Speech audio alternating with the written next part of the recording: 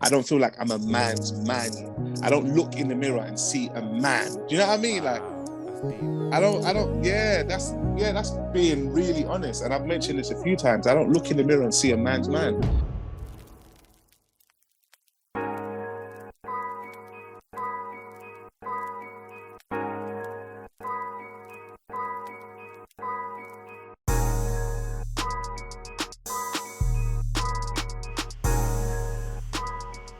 Hey everyone, welcome to episode 16 of season 2 of the Mental Roots podcast. So for those of you who are new, you're probably thinking, what is Mental Roots? Is Mental Roots just a podcast? No, it's a whole, what I call like media movement. So Mental Roots is a brand that I'm building. My name is Nathan, by the way, Nathan the Day, podcaster, artist, animator, may I say award-winning animator or award-nominated animator at least. I've got a BBC animation out called Mental Roots. The link to that is in the written description for this episode.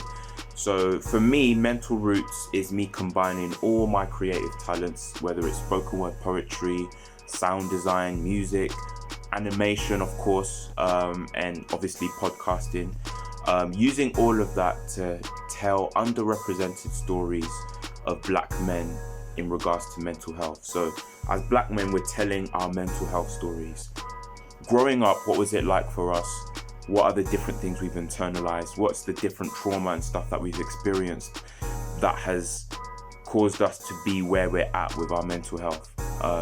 So that's what this is all about. I don't want to preach too much on that because I've got a whole intro video that you can hear to give you the background on why I'm doing this. But obviously, yeah, as I said, episode 16 of season 2. This is part 2 of my chat with a great guy who I consider to be a very rare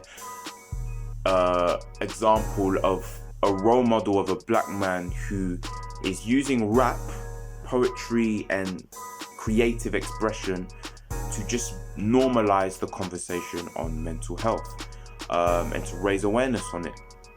So that's what he is doing, and we had an epic conversation in October, I believe. It must have been around 10th of October, something like that, on 2021. So that's the day we recorded this, just to give you the context on what you're about to hear. If you haven't heard part 1, don't just pause and go and listen to part 1 because you need the context, you know. Everything in this chat was needed. Like, we talk about culture, we talk about role models in rap, wholesome role models in rap, may I add. We talk about Shocka's life story, and in this particular part, he starts to talk about the first time he got sectioned. What does being sectioned mean? We get into that in a bit, but basically being admitted into a mental health institution or hospital because of a manic depression that he had, and Shocka talks a bit more about what manic depression is a little bit. He doesn't go too deep into that, but he talks a little bit about what led to that breakdown, that mental breakdown. And from that, we talk more about life experiences. And as black men, how do we navigate hard experiences in life, you know? And the lack of a father figure in our home and various different things that we might deal with as black men. How do those different factors affect how we deal with hardship in life? So, you know, Shocka, his real name is Kenneth, by the way. Kenneth, let me say Kenneth, just so I talk about him, you know, in a personal way. So Kenneth, aka Shocka, he talks more about how his breakdown, what he learnt from that in terms of his development and this idea that everything happens for a reason. But also we talk about, like, there's not many people in his position who have experienced that and have come out better than they were when they went in to that mental health institution. So Shocka talks about how blessed he's been to kind of recover from that, and now how he's trying to be a pioneer in the conversation on black mental health. And I relate with him on that, because it's like, the hard thing about being black is we are always in a position where we have to be the first to do something, whatever profession it is. And I talk about, you know, my profession as an animator and how, you know, being an authentic black voice within that industry, you know, it's a bit challenging, especially for someone as young as I am as well. So, because I'm only 24, so it's like, we get into that. You know, it's really looking at going through hardship as a black man and how we use our hardship to be an inspirational pioneer. So that's really what it is, hence the title of this episode. So enough on that, let's get straight into it. Before we get into the episode though, don't forget to like, comment and subscribe on YouTube if you're watching on YouTube, so you get all the updates, and so I know that you guys are interacting, and so that YouTube knows as well that there's an audience for this content, because I'm trying to grow this following as much as possible, because we need more of this stuff in society, you know. So please share as much as you can, like, comment what you like about this if you're on YouTube, and even if you're on Spotify, Apple Podcasts, Google Podcasts, whatever podcast platform you're listening to on. If you have the ability to do so on your platform, leave a review. On Spotify, I'm dropping questionnaires, I'm dropping questions and polls, so interact on Spotify with those as well. And of course, follow us on Instagram at Mental Roots Pod. So that's Instagram and Twitter. It's the same tag, Mental Roots Pod. You can follow us there for everything Mental Roots. But yeah, again, long intro, and I've just realized I haven't clicked record on my microphone. Oh man. So yeah, if you're gonna hear this, that's why the audio quality is pretty naff, because I've forgotten to press record on my microphone. So there you go.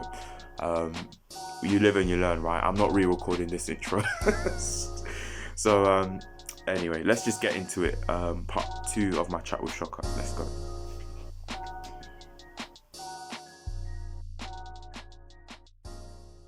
So anyway, back to my story. Yeah. Remember I told you about not having no adversity? That plays a major part. I feel like what you go through is for a reason. It actually prepares you for the challenges you're going to have ahead. Whereas mine was the opposite. Mine was I needed to get woken up to snap me onto my path ahead, if that makes sense. Yeah. Because so Marvel got signed. We dropped a song called We Know. That song was just 11 years old. And the song came out on 10/10/10, yeah? Okay. 10th of the 10th, 2010. Wow. And it was the 10th on Mental Health Day. Yes, I remember someone messaged me, one of my old Marvel fans messaged me like on World Mental Health Day saying, yo, it's 11 years today since that song came out. And I was like, that's crazy. Look at the day that it fell on, like World Mental Health Day. So it all came around like full circle the way it's meant to. But anyway, yeah, we got dropped from our label, and like that was the first time I experienced. Was on a label called Risky Roads. If you're a grime fan, which I'm sure. Okay. So you know Risky Roads? I was just about to say, like. Yeah. Wait, who? It rings a bell. I can't remember what big artists have been signed to it, but it rings a bell. No, we was the first artist to ever get signed to them. Really? Because I know what. But you probably know Risky Roads from the You know Risky Roads from the DVD. That's what I Like they had a DVD series for like grime clashes and stuff, and that was Risky. Yeah. Yes. That's yes. So there was like Lord of the Mics, there was Risky Roads, there was Aim High, there was all these DVDs. So Risky Roads decided to start a label, and we was the first artist they signed to that label. But they never had no experience in the industry. Right. They never. Oh, I think there's a 1 second delay. I'm now starting to realize. Yeah, there is a delay, man. But I've tried to roll with it. So Risky Roads signed us to their label. They had no experience in the music industry, and we had no experience in the music industry, which I've learned is a big no. Like, make sure if you're going to sign to any label, they have to have some experience or some sort of success, or else what are they going to do with you? So basically, we was like the guinea pigs, like they was working out, trying to figure out how to do this music thing with. Anyway, our single came out. They panicked because the guy that signed us from Risky Roads, he found this investor, this billionaire investor. And obviously he had the money, but I don't think they felt comfortable. After our single didn't do well, they just got cold feet for some reason. And we ended up getting dropped from the label. That was my first time ever experiencing anything like that. I just told you my childhood history. It's been win. Girls winning. computer games I wanted, winning. New clothes, winning. Being the class clown in school, winning. Being popular and being famous in school, winning. Like everything winning. This is the first time that like I suffered like a loss. And it really got to me because at that time, music was the only thing I had. I didn't go to university. Congrats on you getting into university. But I didn't go to... I didn't go university. I got kicked out of 6 schools. Wow. I got kicked out of sixth form twice. Yeah, I got kicked out of like 5, 6 schools. So like this was what I was banking on. Like, I was literally banking on music to happen. So you can imagine my mindset at the time. I'm thinking, yo, I've blown it. And can I ask a question quickly? Yeah, go on. I've heard there's many like successful black people, you know, and unfortunately, of course, fatherlessness in black communities is still an issue in many ways. But we hear a lot of sayings like, "Yo, music raised me," you know, root music was my dad or whatever. Do you kind of feel you had that kind of leniency on music? Like let's talk about kind of your dad for a second. You know, up until this moment. What was your relationship with your dad like? And looking back, how would you say his absence impacted, you know, all the trouble you're going through in school and your reliance on music? Like, how do you make sense of that? That's. I'm so happy you brought that. I'm happy you brought that up. That's a great point because he was non-existent. He was non-existent because he got deported when I was younger. So he left at a really young age when I was like 6 years old. And how he could have helped me is he could have toughened me up. Even if life didn't give me adversity to go through yet, he could have given me certain stuff to prepare me. I was soft. Like, Nath, I don't think you understand. I was a soft youth. And like this life that we're in, I mean, you can be soft on the outside, but inside you, bro, you got to have heart and you got to be tough because life doesn't care if you're soft. It's going to hit you hard. And I felt like my dad could have prepared me for certain stuff. And I'm seeing the pros of being raised by a woman now because in my music, I've got the emotional intelligence and I can connect. I can make songs like Single Mother and songs like Self-Love and stuff like Impact Over Numbers because of my mum's side. But you need the balance. I'm now starting to learn how important it is to have your mum and your dad. My dad was meant to show me how to be a man. I don't feel like I'm a man's man yet. I don't look in the mirror and see a man. Do you know what I mean? Wow, like, that's deep. That's being really honest. And I've mentioned this a few times. I don't look in the mirror and see a man's man. I don't feel like I'm a man yet. Yeah, and I don't feel like, and my mom can't teach me how to be that. She's physically not a man. Yeah. I mean, as much as she can do whatever she wants to do, she's physically not a man. Yeah. Like the conversations me and you are having, like I can talk, like you're a man. I'm looking at your face. You've got the jaw structure of a man. Like we can connect on that level. Do you know what I mean? And that's important. Like my dad was meant to.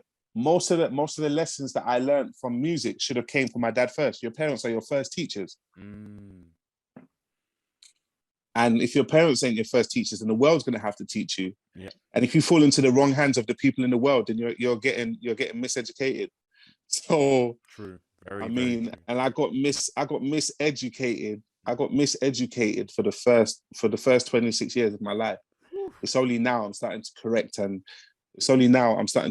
and educate myself the right way. And that I shouldn't have to reprogram myself. It's not easy to do that.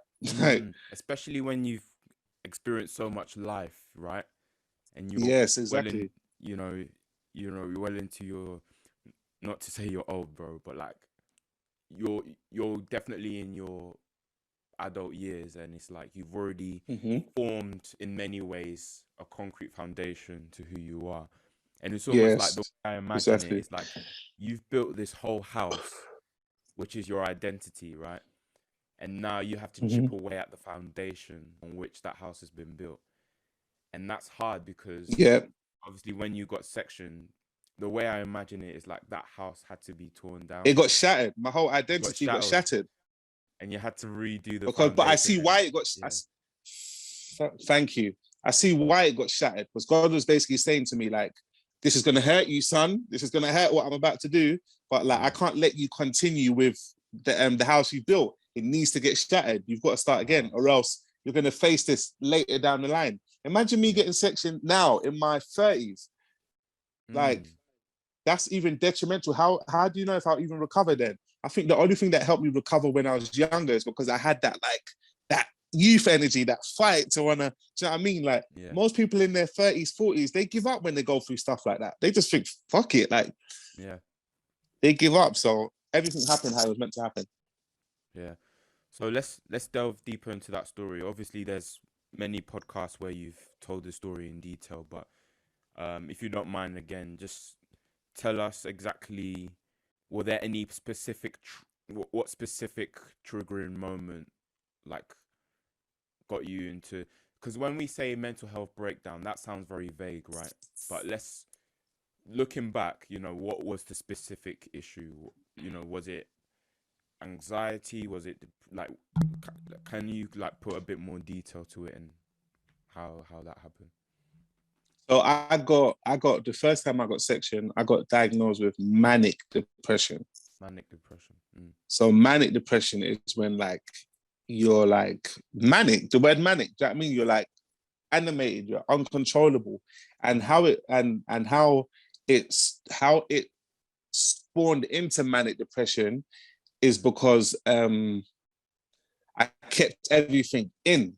You see, like, now I'm really expressive and I'm always talking, and I wish I had Instagram those times.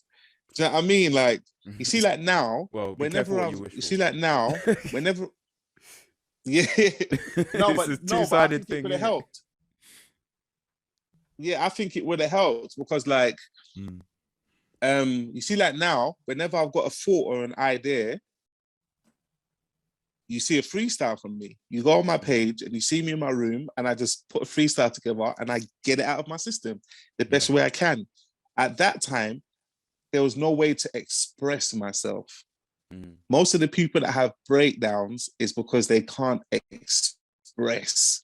How you express yourself is completely up to you, but do it in a positive way. That manic depression, that's an expression. Do you know what I mean? When someone's manic, and that's an expression. I expressed myself, but just not in a civilized way. Like, I express myself in a manner that's going to get me sent into that's going to get me put into a mental health hospital. When you see me on stage doing a TED talk, I'm still expressing myself, but I'm expressing myself in a more controlled way. So, like, that moment that I came home that night and I was screaming and shouting is because it all led up to that moment. Everything I was going through from the deal, even when we got dropped from the deal, I didn't express it. I don't remember having a conversation about how I felt. Do you know what I mean? About the fact we're not in a deal. We just carried on like nothing happened. When did you get dropped? Was it? As you can imagine. Was it 2008, 2009? We got dropped in 2010. 2010, okay. We got dropped in 2010.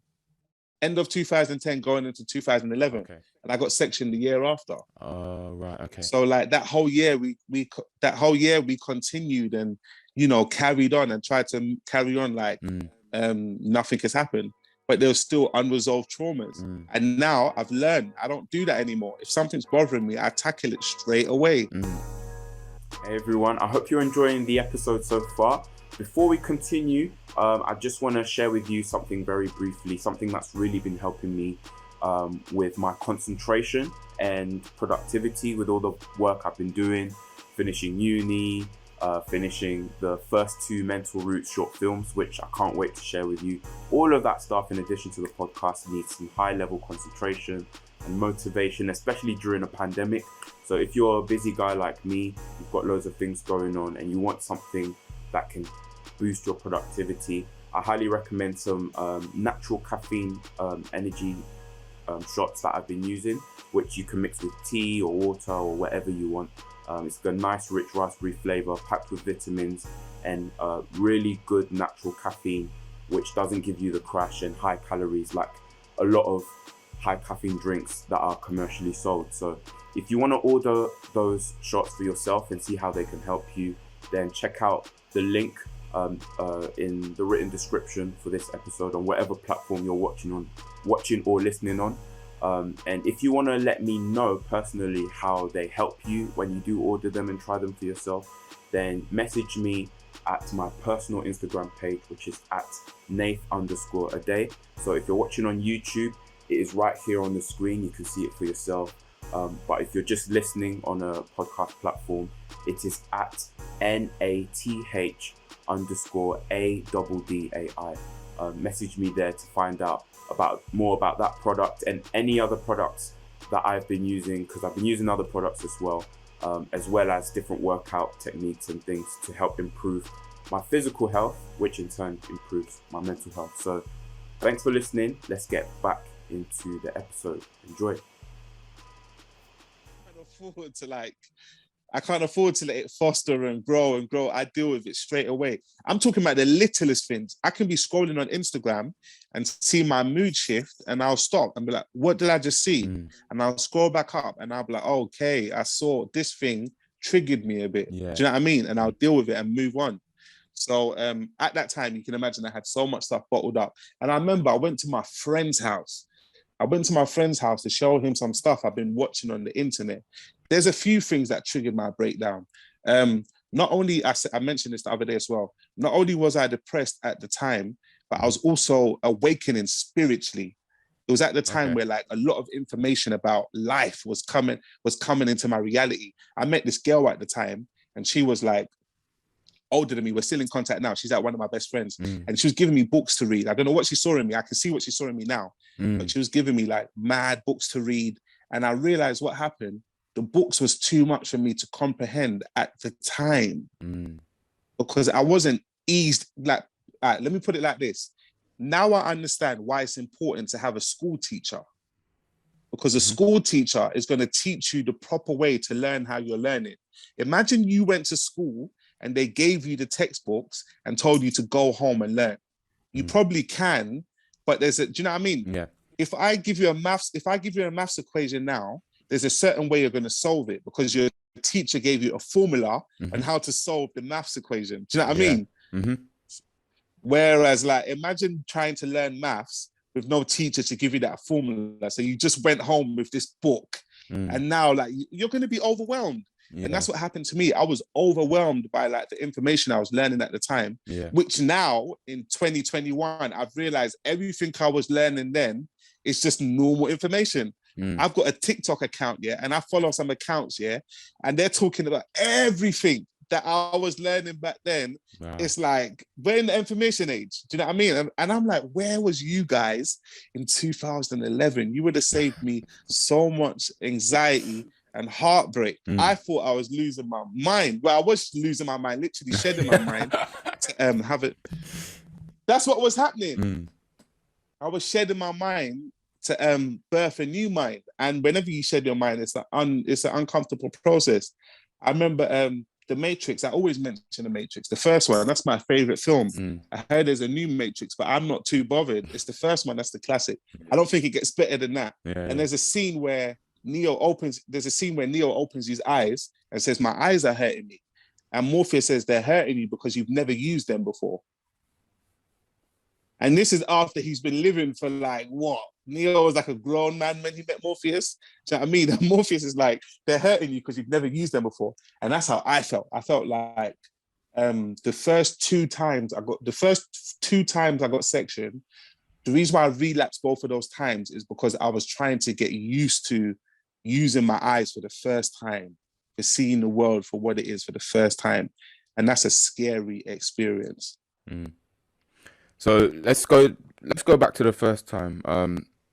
So what, because obviously at this time you weren't surrounded by anyone, or it sounds like you weren't surrounded by anyone who was aware of mental health issues, right? It seemed, so I guess how... I was surrounded by, that's the best way to put it.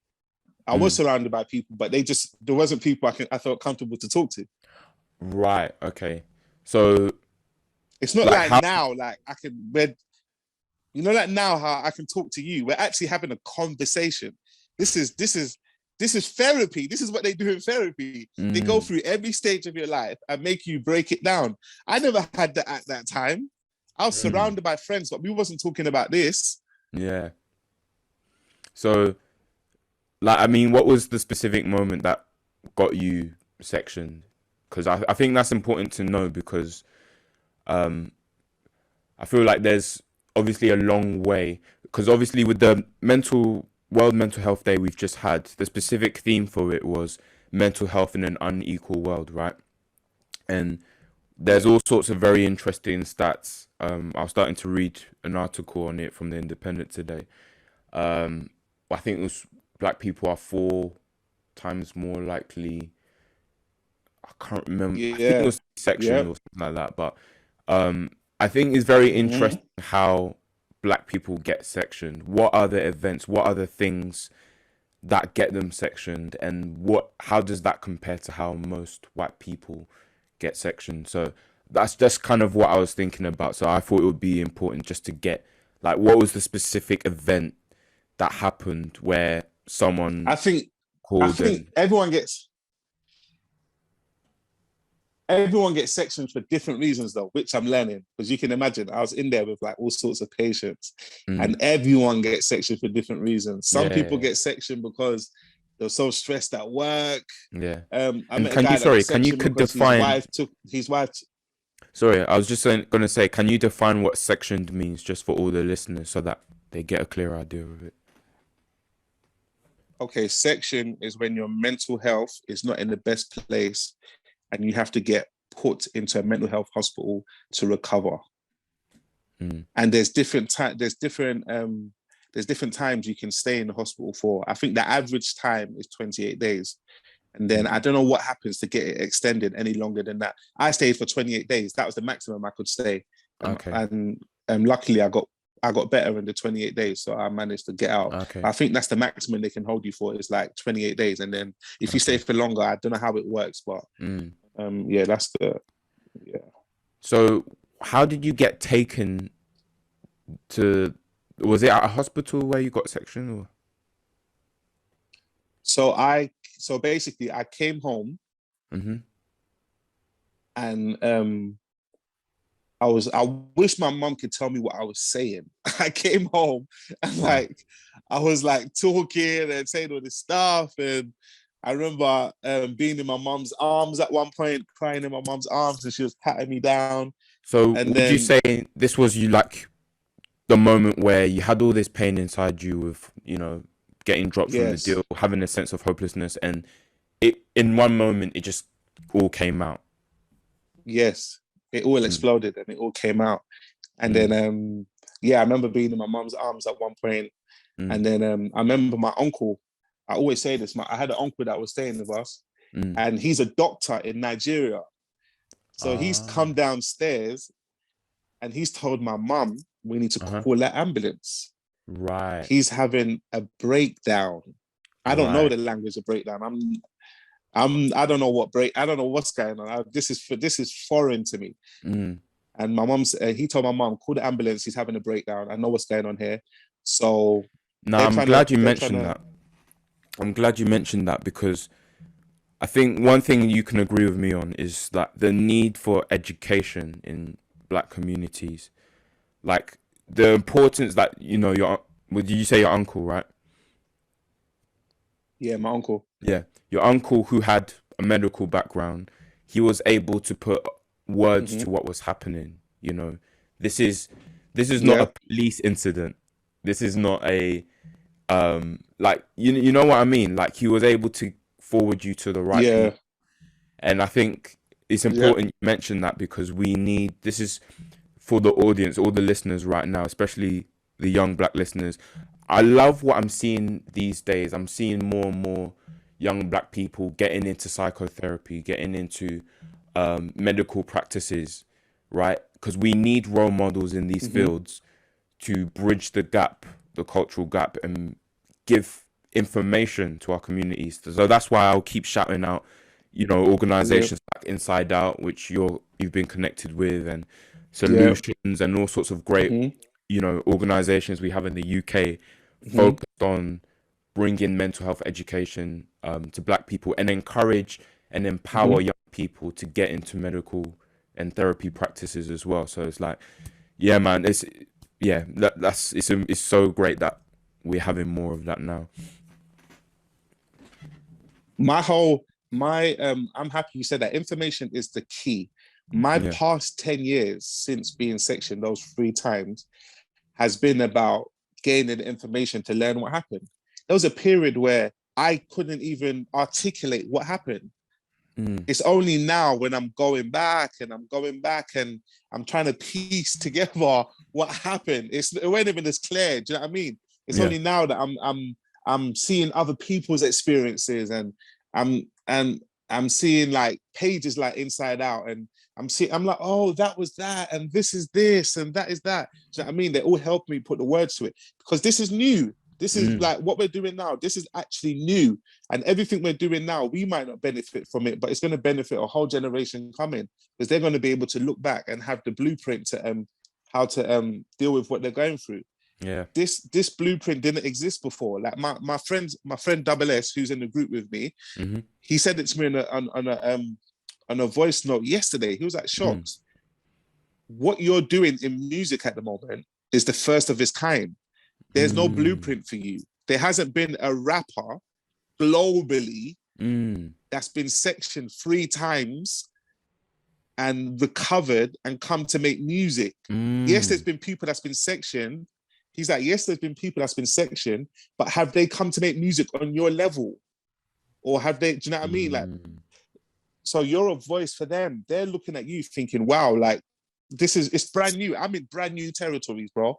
I've got no examples. So like, I'm literally learning as I go on. Like I have no one to pull from.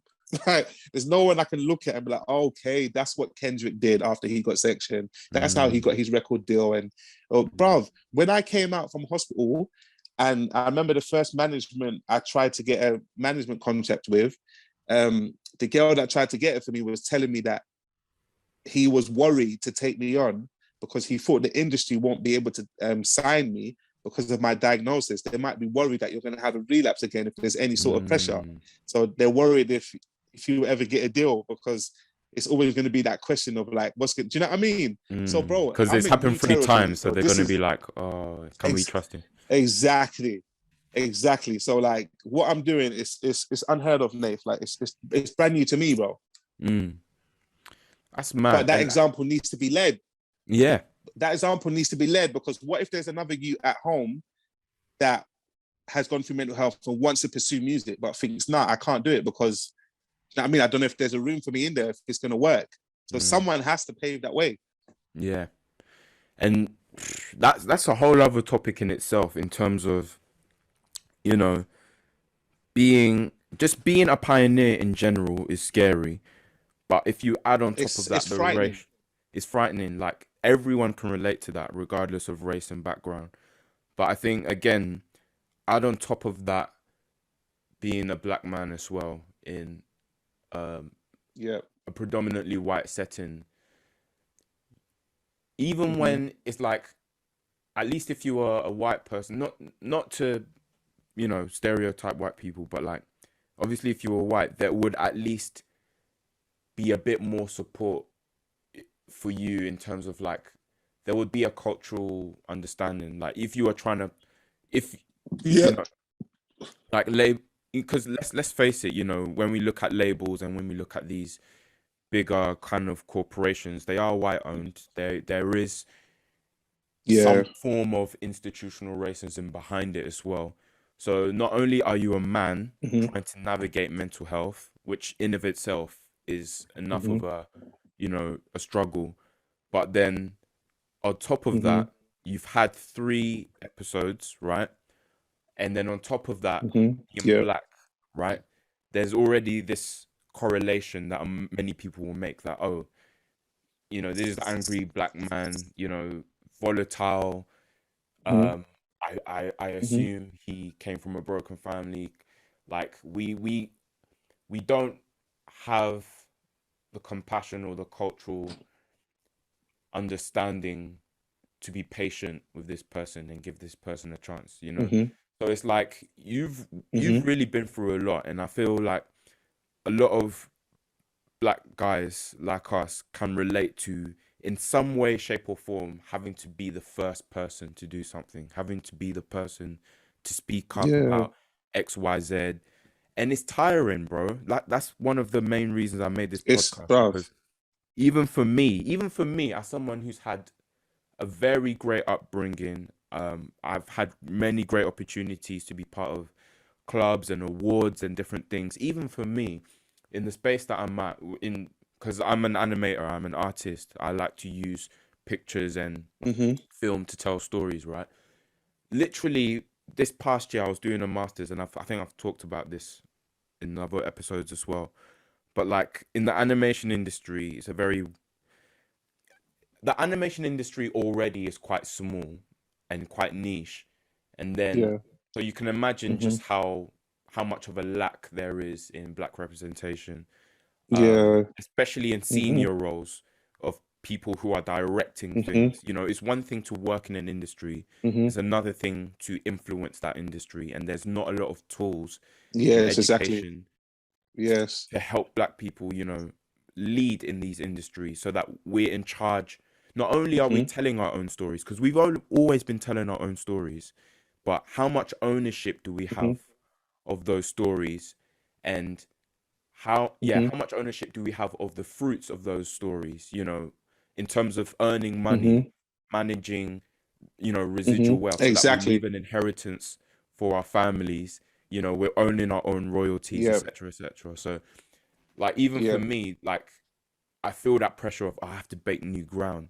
But I think this is where Yeah. a lot of black men can fold, because the pressure makes you fold. Either you allow it to build you, or you fold under pressure, and Yeah. society continues to see you as the angry black guy.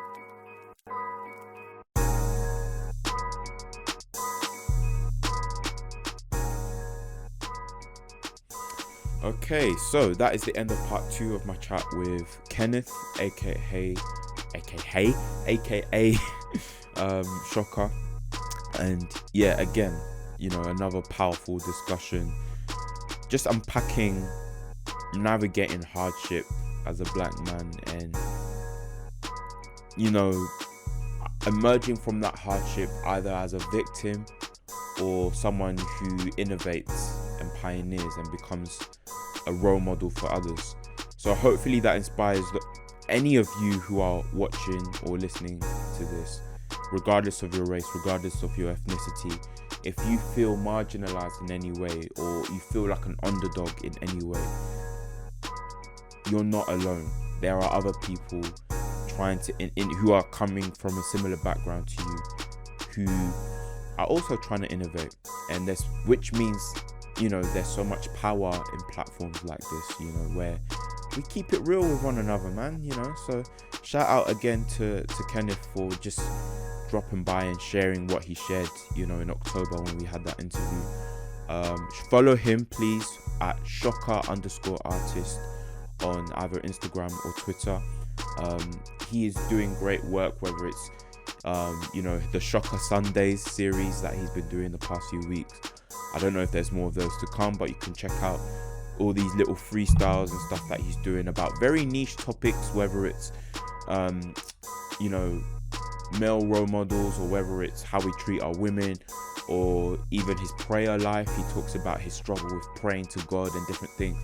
So if you really like music that is relatable, and you're kind of sick of the typical bravado that we hear in rap music a lot of the time, and you want something fresh, something different, check out his music, man. I can't emphasize that enough.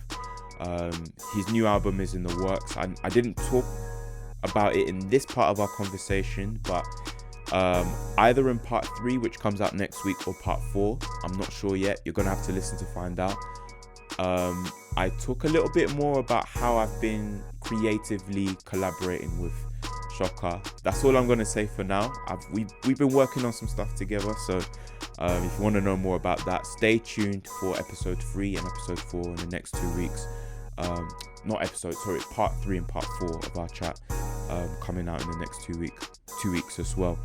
But as always, share this podcast, because speaking of not feeling alone as a black guy, I want to know that other young black men are resonating with what I'm saying. I don't want to just be talking into thin air. So Let me know you guys are out there by commenting on YouTube, or if you're on Apple Podcasts, leave a review. Let me know what you like about the podcast and even anything you'd want to be improved. And obviously on Instagram and Twitter at Mental Roots Pod. Contact us there as well. Let us know what you like about this podcast, how you resonate with anything that's been said, and where you want to see us move forward in the future. If you want to contribute to this podcast in any way, please let us know, whether it's volunteering. If you're a young person who's passionate about media, you want to fill your CV with more experience in either doing video editing or even co-hosting or audio editing or doing social media management or even doing blog management, because I'm thinking of taking all the episodes and putting them into article form and have a blog, a Mental Roots blog. Or you want to help build the Mental Roots website, because I also want to build a website for the Mental Roots brand where there's information on the podcast and the series of animations that we're doing as well. So if you want to help the Mental Roots brand in any way, you know where to message us, either on Instagram or Twitter at Mental Roots Pod, or you can email us at mentalrootspod@gmail.com. And so that's all that information out of the way. Stay safe, take care of yourselves, and we'll see you in the next one. Don't forget, like, comment, subscribe, follow on all platforms, share, and God bless you all. Peace. For a while now, I've been trying to trace the roots of my mental struggle. I've been trying to trace the roots of my mental struggle. I've been trying to trace the roots of my mental struggle. Trying to trace the roots of my mental struggle. My mental struggle. My mental trace the roots